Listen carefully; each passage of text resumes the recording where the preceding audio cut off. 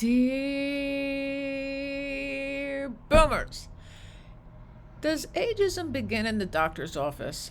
This is a question I've been asking myself, knowing what I know about medicine, as I was a nurse for 40 years. And of course, there are many biases towards older nurses, as we have discussed, mainly because they don't understand technology or they're not quite up to par with their health in many arenas. But in this case, does ageism begin in the doctor's office? This is a question that is worth considering, seeing as how ageism lurks in various corners. It's insidious. So when you go to your doctor's office, that's the least place that you would expect to see it. And it's like a breeding ground for ageism, and it's very unexamined because the elderly believe in their doctors, they believe in their ministers, they believe especially in the bishops of the church or the high priests or the popes. But this is where we would hope that trust would be alive and well in the doctor's office. But the ageism in these places jeopardizes the health and dignity of our seniors. And it does this because it's a time to demand accountability for the way that seniors are treated by their doctors. So, you expect that the healthcare system would be dedicated to healing and compassion, and but instead it harbors biases that erode the quality of care to our patients, to our older patients, and probably to all patients, basically. So it manifests in different ways. You might see it with dismissive attitudes. Our senior citizens are slowed down a little bit, and they require more care, more listening from their doctors. And it's really annoying when, you're waiting a long time to be seen. The doctor comes in with one hand on the doorknob and stands there kind of in a hurry, especially, the younger doctors, in my opinion, are more in a hurry. And so we need to advocate for our elderly loved ones who seek medical assistance and who are met with condescending remarks or rushed. That's a rushed consultation. Well, first of all, doctors have to see many, many more patients. There are many, many, many more people in the healthcare system. And we have to understand that they don't have time, and it must weigh on them. I don't think they enjoy not having the time to talk to their patients. So there is that. And there's a lot of fear and vulnerability when you are being brushed aside. Then you don't want to share anything. You don't want to tell it. You just want to get the hell out of there. That's for sure. So autonomy is really stripped away when you are not being heard or respected or even revered as older people are in other cultures. And so there's a harsh reality that is faced by countless seniors in today's doctors' offices around the world. And I want to make a point that the American Medical Association is now saying that mammograms are no longer necessary after the age of 70 or 75. So that would mean that you would think that breast cancer doesn't happen very much in those age groups, so therefore it's not important to be screened for it. And certainly the breast exam done by the doctors aren't done. That's not done anymore because everybody's worried about being touched and being sued. So that's not being done anymore. And the self-breast exam is something that a lot of times you can't feel the cancer. So the fact that the AMA, American Medical Association, is telling us that we don't need mammograms is dangerous because people get cancer at all stages of life, but especially when they're older. And this is really bad, I think. There's a book by the brain scientist Jill Bolte. I forget her last name. She wrote a book about a stroke that she had. And what is interesting about the stroke is that she was able to notice that she was having a stroke. She noticed everything she had parts of the brain that were able to notice everything that was happening around her. And when she got into the hospital finally by barely managing to get to the phone and calling a friend who she couldn't speak to the friend, and I guess the guy knew that she was in trouble, and he said, tap once if you need my help, or tap twice if you don't. So she did tap once, and they came to the rescue and got her to the hospital. And what she noticed was the way people were just being very loud when they were trying to speak to her, thinking that she couldn't hear. Well, that's a problem all across the board with all elderly people. We speak loud and we speak slow, as if they can't understand a word we say.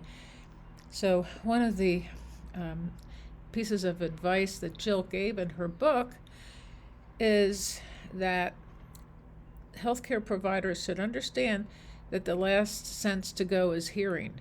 Your patients can hear, even if they're dying, even if they are unconscious.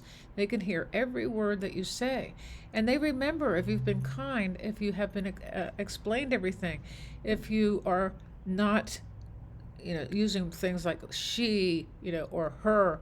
Use her name, and be kind, be kind, be kind. So another if you're going to overlook heart disease, which is often a common problem in the elderly, you have heart pain, and they might. I actually one time had heart pain, and I did not receive a workup, and that doctor was negligent, even though I don't have heart disease.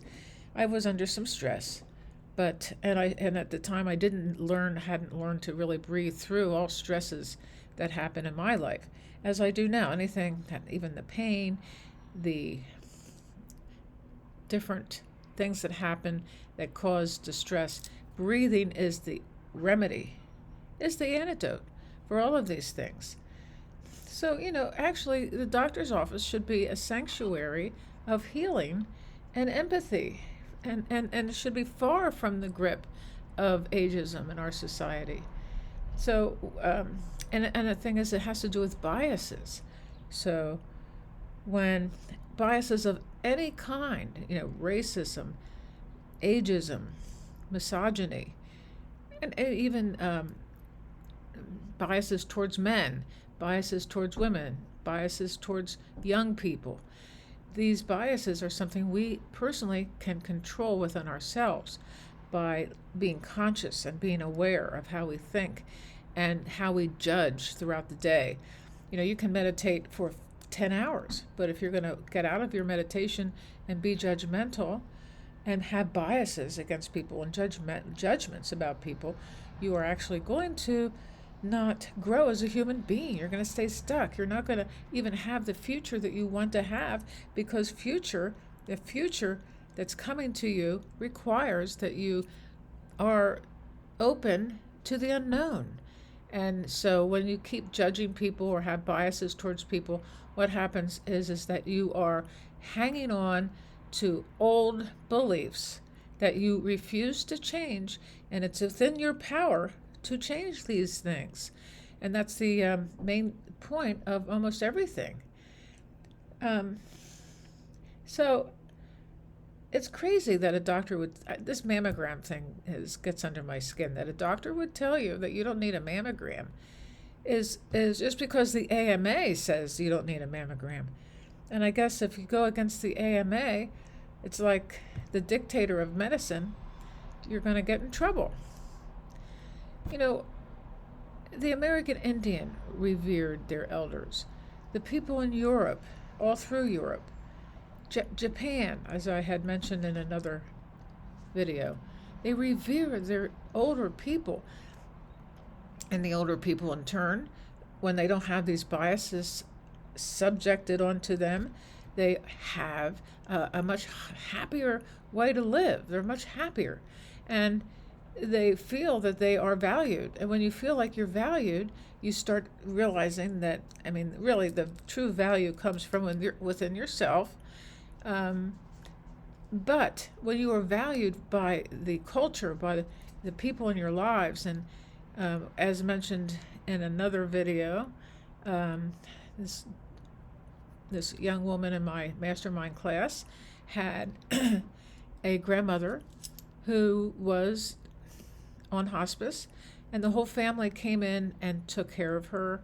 They, made sure she ate, and they would eat with her. They would all congregate into her room when it was time to go to bed, and make sure she was loved. She felt love. We have, in this society, a very bad um, community in this situation. I mean, I know that we need to take care of each other, basically. We need to take care of each other, and we need to take care of our older people in our society. I would like you to please subscribe to the channel, because I hope to get 1,000 subscribers by the end of May, and it may or may not be possible, but I'm still hoping that soon I can have that, because I want to continue doing YouTube videos and bring them to you, and create a community for the boomers, and anybody else. In fact, intergenerational community of all age groups. And by the year 2050, there's going to be a huge amount of old people, and we might as well get ready for that, because I won't be around probably, but I want that to happen to the people of the future. Again, subscribe, and I'll see you tomorrow. Bye-bye.